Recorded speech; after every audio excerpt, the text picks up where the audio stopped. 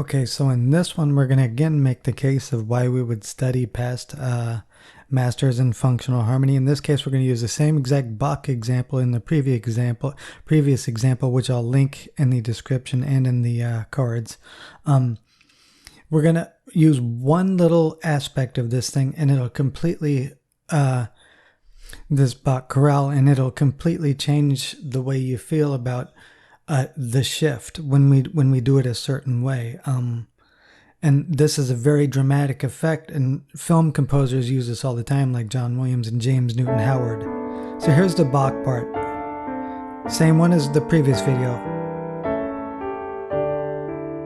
But what are we going to concentrate on? That 2-5-1. You notice that combination 2-5-1. And then everybody says, well, you're talking about jazz. No, 2-5-1 is not just a jazz move, okay?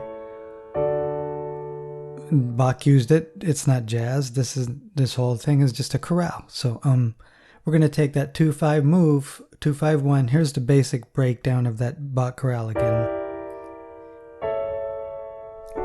2-5-1, very common formula, okay? But here's the kicker. We're going to take that relationship, that half diminished relationship, to C mixolydian, okay? So it's where the previous example was in D minor, but D minor is related to F major, the relative major, which is related to C mixolydian as the fifth mode. So we're going to use that C mixolydian and its relationship to that half diminished chord that resolves to that raised third A chord, okay? So it's the third chord of mixolydian. Okay, now we're going to use the resolution. That resolution that Bach used, okay? After using the half diminished chord as if we're going towards that D minor, okay?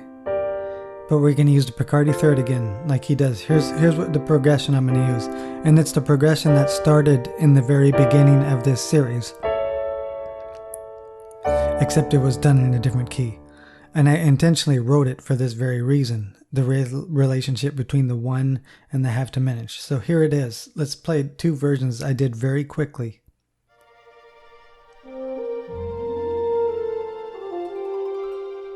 Mixolydian.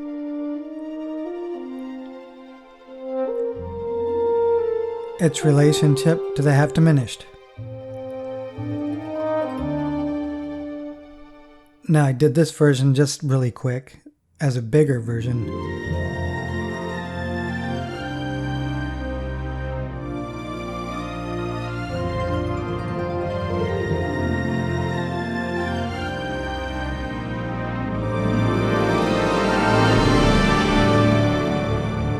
So mixolydian is related to the minor and by a whole step, okay? And you could still use that minor formula of that half diminished chord for a dramatic cadence. And that's exactly what we did. Mixolydian, dramatic cadence. Let's keep going. Use mixolydian, dramatic cadence.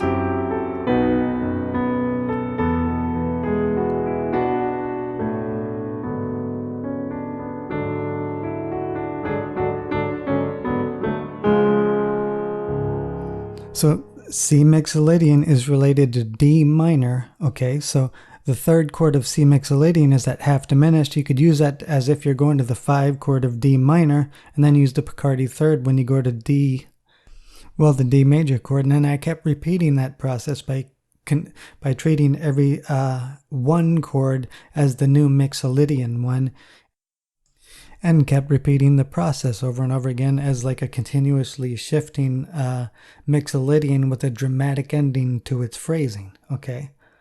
Learn the relationship of the location, especially of that half diminished chord, and the resolution, which is up a fourth or down a fifth, to a major chord from a half diminished chord. That's one of the most common resolutions, just like Bach did in his chorale. That's one of the most common. And we're gonna next in the next video we're gonna take Lydian that's related to the exact D minor of this Bach chorale and do the same exact process and see what happens. But this is what I mean by intermixing functional harmony with non-functional harmony modes, now with a functional resolution that's very typical for like the half diminished seventh going up a fourth to a major chord and then going up another fourth to a major or minor chord. And again, you notice the 2-5-1 effect. That's every time you say that, people think you're talking about jazz, but 2-5-1 has been a combination, whether it's in major, minor, whatever. It's been a combination for a very long time. It's not just a jazz move. But it's a really cool move to intermix the minor 2-5-1 with modalism, with a mode that's related to that minor key. Produces a very dramatic effect.